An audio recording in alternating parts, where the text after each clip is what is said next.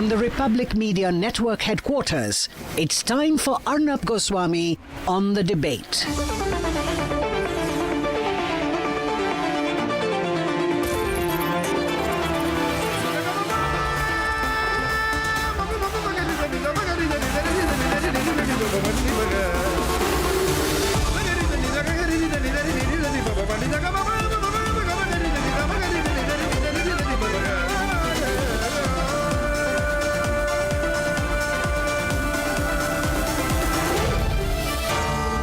Arnab Goswami on the debate. Good evening, ladies and gentlemen. Why did Justin Trudeau of Canada suddenly decide to escalate the fight with India? The immediate reason, of course, is that he needs the Khalistanis to survive a confidence vote in his parliament. He's that weak. He's a very, very unpopular person in Canada. Everyone hates him. So it suits him to pander a little bit to the Khalistani lobby by trying to look tough with India, though the fact is that we slapped him back much harder than he expected, and we will continue to slap him, diplomatically, of course. But now here's the real story. Trudeau is a doormat for the Americans. He is an American puppet. His real masters are in the CIA, and he's doing everything on behalf of the American deep state. Yes, the same American deep state that carried out the military coup in Bangladesh. And the fact is that the American deep state is not happy that after the last state elections, Narendra Modi is becoming stronger and stronger and stronger despite all their conspiracies against him, and consolidating and strengthening his political base. Ladies and gentlemen, the Americans have a problem with Narendra Modi. Let me put it very clearly. And they have a problem with Narendra Modi even more since 24th February 2022, when Russia invaded Ukraine. And Narendra Modi flatly refused to join the American camp. The Americans kept asking him to, but Narendra Modi is firmly in the Indian camp, in Bharat's camp. The Americans don't like that. They don't like the fact that Narendra Modi helped the Russian and Indian economies in a mutually beneficial deal by buying Russian oil, a lot of Russian oil, and also getting S-400 missiles from Russia, keeping a very strong business and defense relationship with Russia and Vladimir Putin.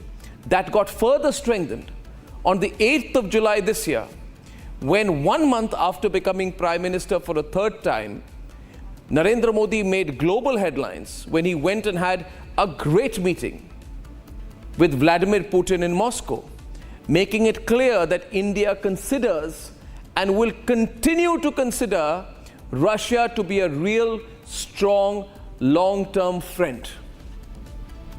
That's when the Americans went completely anti-Modi and anti-India, completely anti-India. They flatly refused to honor their defense deals with India. They thought it will be a way they can put pressure on India, that if they don't give us, for example, engines for our fighter jets. And that's when Washington told General Electric, which is an American company, to stop and delay the engines that they promised for the Tejas marine variant fighters, and also the GE engines that they had promised for our 5th generation multi-role combat aircraft. Basically, ladies and gentlemen, the Americans by now had become completely anti-Modi, and they tried to bully us. They tried to target us. But what did Narendra Modi do? He was much smarter. He sent our national security advisor, Ajit Doval, to Paris. And we sent a message to America that we're not so dependent on them. So we dumped America, and Doval, on that recent trip to Paris, closed a similar fighter engine deal with the French. This happened on September 30th, just on September 30th, that recently, less than 2 weeks back. So Modi was outsmarting the Americans. And by then, the results of the Haryana elections came. Modi was also consolidating his base, becoming very, very strong. And all of this is the real story, ladies and gentlemen. the Americans went completely crazy. That is when the Americans initiated Plan B, which is Plan Trudeau and Plan Canada. And they told their Canadian puppet, the weak Justin Trudeau, to do what he's doing now. You see, viewers, put all the facts I have put together before you. And please understand and share this video with everyone. This is all a CIA game. Nijjar was a CIA asset. Pannoon is a CIA asset. The Americans are transactional people. They only want money, oil. They have no real political views. They'll work with everyone. Puppets, generals and coup masters. They have no real views on Khalistan. They are simply using these pro-Khalistani elements. They're using this issue to try and get strategic leverage over the person they are targeting, which is Prime Minister Narendra Modi and our country, Bharat. But let me predict today, the Americans will fail. The Americans' deep state will fail. And watch my words tonight. The Americans, having got a control over Bangladesh, will soon try to build a very large military base in St. Martin's Island, just off the Bangladeshi coast. And the puppet they put in charge in Bangladesh will allow them to do that, which Sheikh Hasina would not have allowed them to.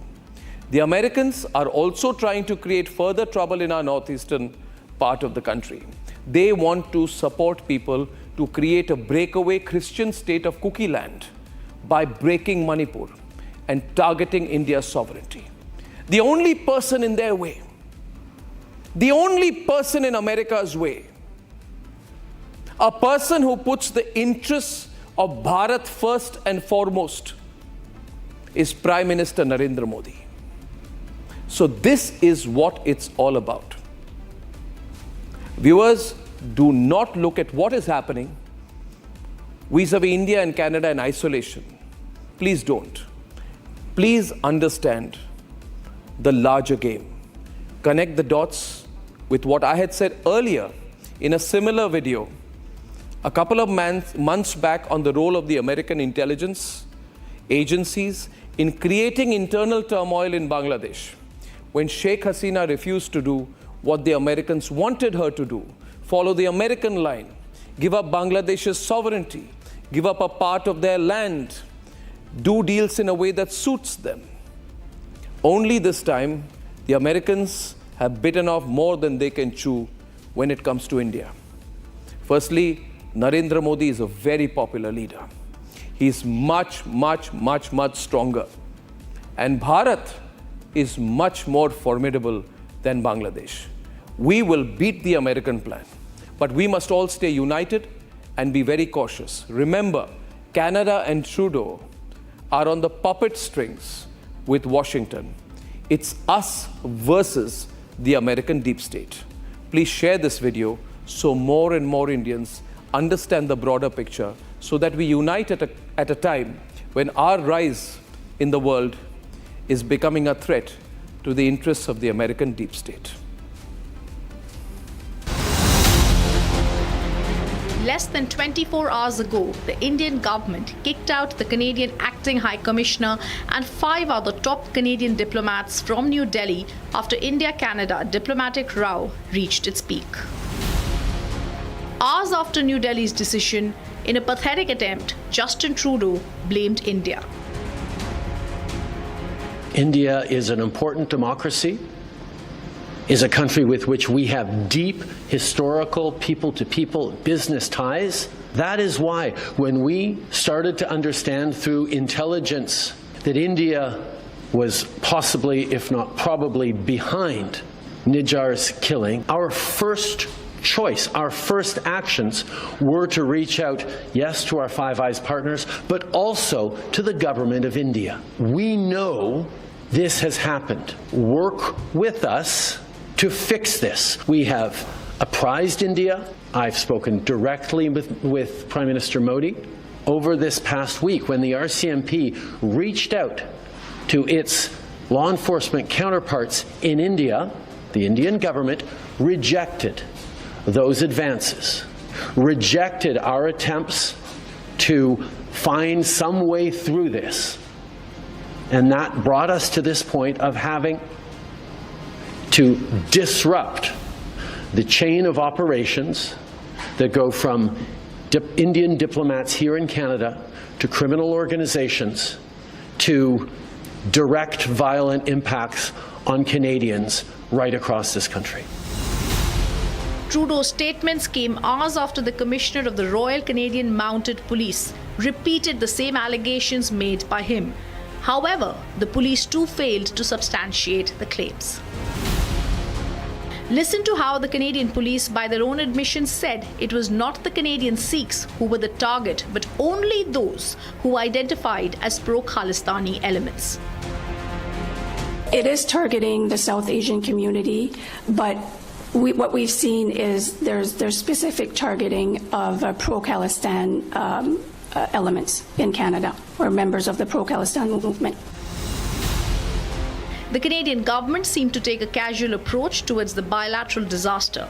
Watch how Canadian Foreign Affairs Minister Melanie Joly jokes around with the press while making several unsubstantiated allegations against India. Whether, given that the government's talking about multiple homicides, this homicide is also connected to Indian agent involvement. So, Marike, I couldn't answer because I'm not the Minister of Public Safety, nor, the head of the commission. That's not cool. Because I won't answer it either. No, but the reality is that's a question you should be asking the RCMP. The government of India thrashed the repeated lies of Justin Trudeau and his establishment. If one connects the dots, it becomes clear that Justin Trudeau has targeted and attacked India to obfuscate on the larger issue facing Canadian politics, which is Chinese Communist Party backing the Liberal Party of Justin Trudeau in the 2021 elections, for which a commission of inquiry was set up, is hearing and is going to listen to top ministers of Justin Trudeau tonight. It is clear that Trudeau has fired this salvo on India to salvage his own sinking political fortunes ahead of that very important hearing. Now the biggest question emerges. With the timing of Trudeau's allegations, right after the massive BJP victory in the state of Haryana, is there a deep state angle behind Trudeau's words to target the electorally robust Modi 3.0?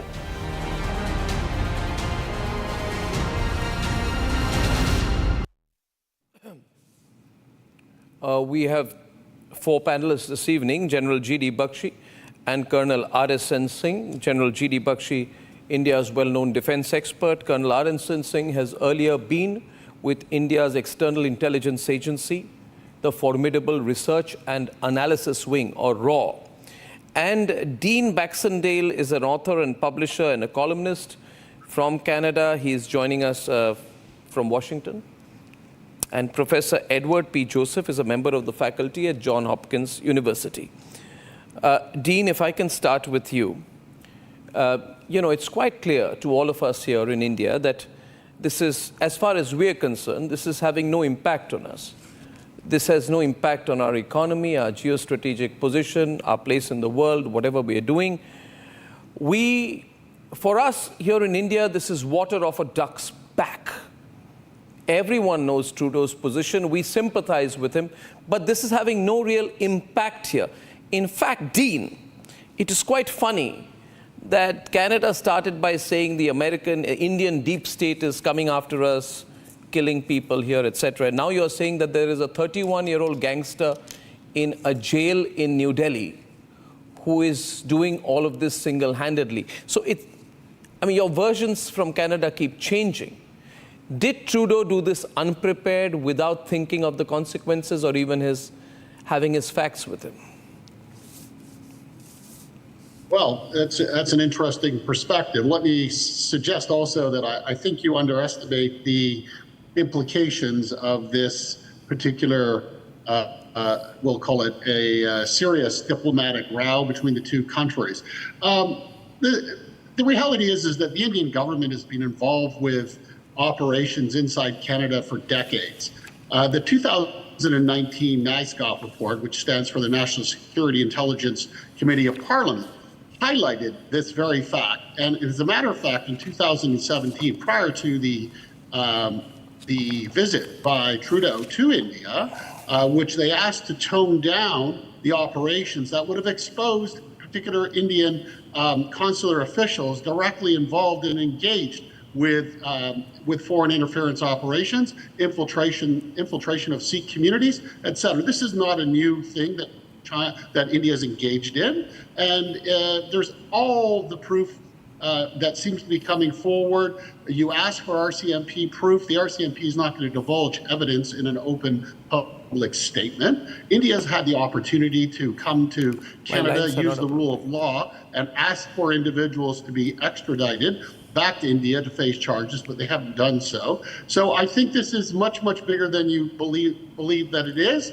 Well, and the reality is yes, there was an assassination, and it appears that the Indian government may have had a hand in that. May I ask you, since you are so much for justice, can you please tell me, Dean, what is your view on who is responsible for the killing of 268 Canadian citizens and 329 people during the hijacking of an Air India plane in 1985? Does Trudeau have, what I'm trying to say to you, I mean, the answer is obvious. This was a killing carried out by the same people who you are now fighting for. Isn't it ironic? They kill your people, they hijack planes, and you do everything possible to give them sanctuary. And besides which, this man is so dangerous, he was on an Interpol notice, you fast-tracked his immigration, and then put him on a no-fly list. Okay, first of all, why was he put on a no-fly list? Listen, I'm not speaking for the government at all. I'm simply pointing out. But you were just supporting them, so I followed up. So they can understand what's going on. The reality is that the Khalistani separatist movement inside Canada has been allowed to flourish by successive governments, and quite frankly, unjustly being given a platform inside Canada. This should have been dealt with. Yeah, but these are terrorists. You see, these have killed your people. Just allow me, Dean, these have carried, hundreds of Canadians have been killed by them, right? Listen, I agree, and they say that Canada is a sanctuary for our terrorist operations because we have a political base here. The Canadians are too scared of us. We may be 2%, 1% of the population, but the Canadians will do exactly what we tell them to do because there is a weak prime minister and a weak government. So we exercise a great deal of leverage over the weak state apparatus in Canada. I just want a contrary view to come from General Bakshi to you, so you hear our perspective tonight. General Bakshi, please, to Dean Baxendale. General Bakshi. Thank you, Arnab. You know, the certitude with which the Canadian gentleman was reeling off accusations. Even the government of Canada has said credible accusations. You are parading them as facts. We've just said one simple word: show us the evidence. Show us the evidence before you go shooting, wild from the hip on all kinds of unsubstantiated charges. There is a rule of law, there is a process of law. You just cannot go around. We have asked you for the evidence. We have said we will cooperate. But where is the evidence? Accusations are not evidence, my dear sir. I think we all know enough of jurisprudence. And I think Arnab has hit the nail on the head when he said 38 years ago, there was the biggest aviation disaster in history, the global history, when 329 innocent passengers perished in the Kanishka bombing of the Air India Kanishka jumbo aircraft. And that was not the only one. There were two bombs. One was placed in Tokyo. It was to go into the second jumbo Boeing aircraft of Air India. You see, and that unfortunately or fortunately for a whole lot of innocent passengers went off in the Tokyo terminal on the luggage belt. Otherwise you would have had a dual tragedy. You, like Arnab said, 258 Indian citizens, Indian origin Canadian citizens were killed in that blast. What have you done? What has the government of Canada done? The government of Canada, which is frothing at the mouth about alleged Indian conspiracies to eliminate this or that or the other terrorist. The other point is... What have you done to bring them to justice? Janabakshi, I also want to ask here, Professor Edward Joseph, that it is apparent to me, I don't know what your views are, Professor, that America uses everything for its leverage, and America wants India to commit to be on America's side, and we are not going to be, because we think the Americans are not going to be on our side, have not historically been on our side, and we believe that America is an untrustworthy nation that will pursue its strategic interests as much as we have a right to pursue ours. Professor Joseph, this has happened within 2 weeks of India snubbing America by completing a defense fighter jet engine arrangement with the French, which the Americans denied India after Modi met Putin. We understand that the Americans are unhappy with our continuing association with the Russians. But do you really believe that these actions by the Canadians or any such follow-up actions will have any impact on a country as formidable as India? Well, actually, and ironically, we're going to agree, you and I, on just how formidable India is, because actually I was watching your introduction and these absurd allegations about U.S. deep state and some type of conspiracy and Canada as a puppet. And actually, I'll be honest with you, and permit me to finish here.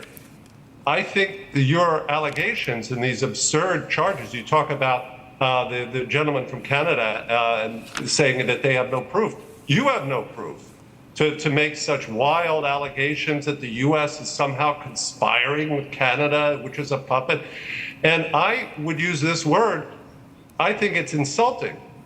But it's not insulting to Americans or Canadians.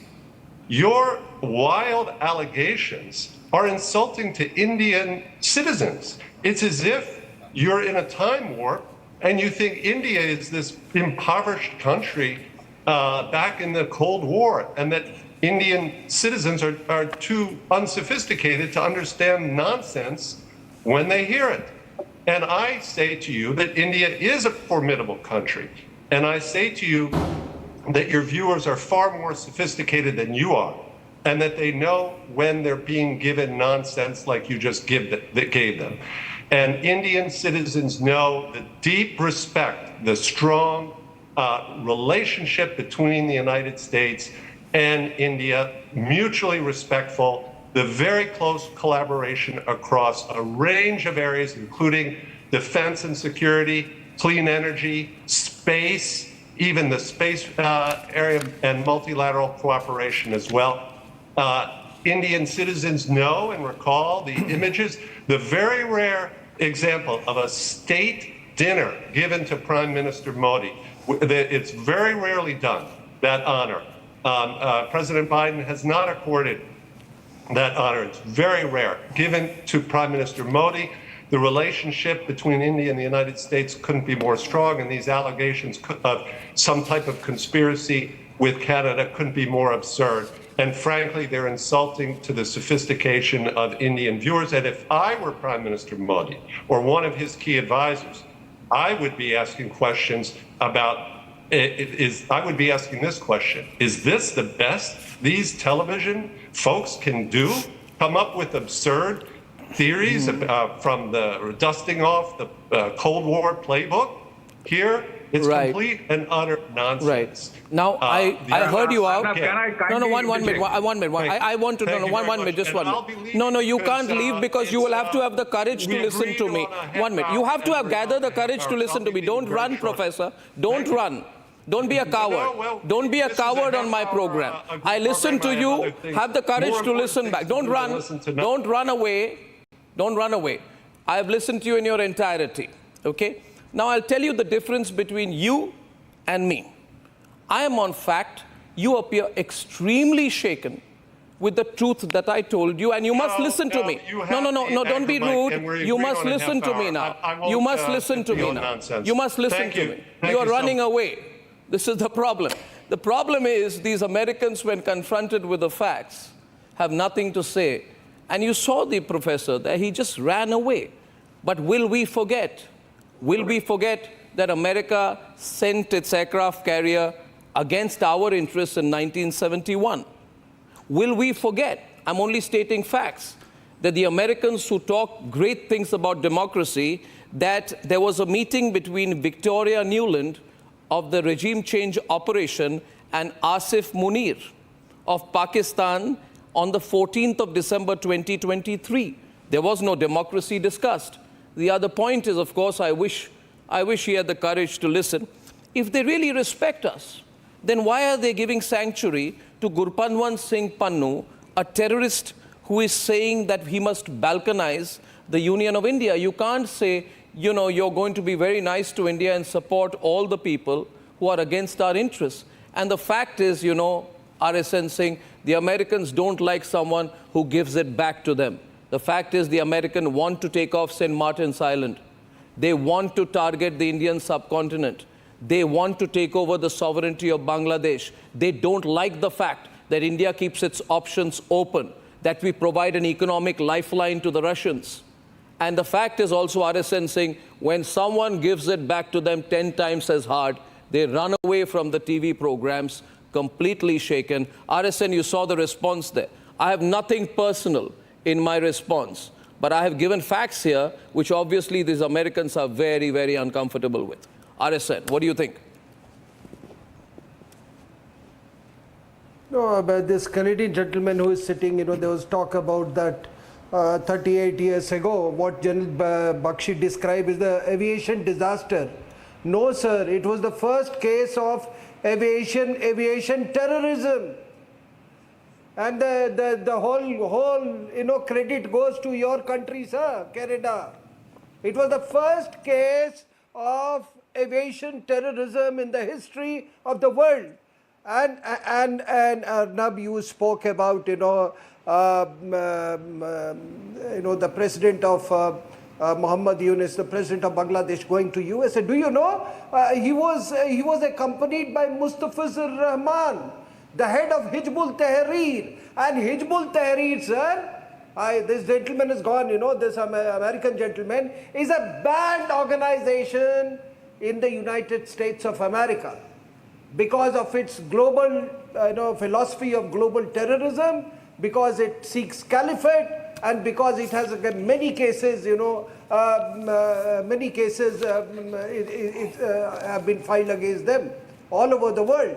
So that is their sincerity about terrorism. Now let me tell you, I analyzed the whole, in the backdrop of some geopolitical happenings. What has happened, Arnab, is that these Canada and some members of this deep Five Eyes intelligence, they have gone totally awry after the Haryana elections. Totally awry, and now they feel that their entire weaponization of this Indian farmers, weaponization of Khalistanis against India's democracy has gone bust, and it is going to be further unraveled by the Indian state. No, I have a... That is their fear. I have an equal question. My worry is... I have an equal question here. Sorry to intervene, Arison.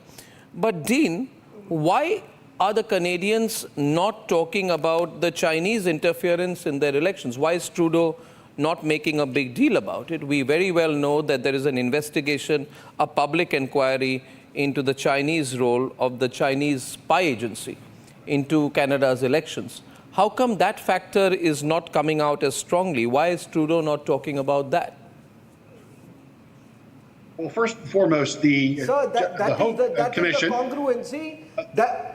Just 1 minute. Just 1 minute. Am I answering the question or what? That is the congruency between the present Canadian establishment and some of the political parties in India. Both are being, in the laps of the Chinese. Okay, and that is why they are coordinating their actions. Arison, let Dean take that. I'll just be back with you. Yes, Dean. On that question, could you reply, please, Dean?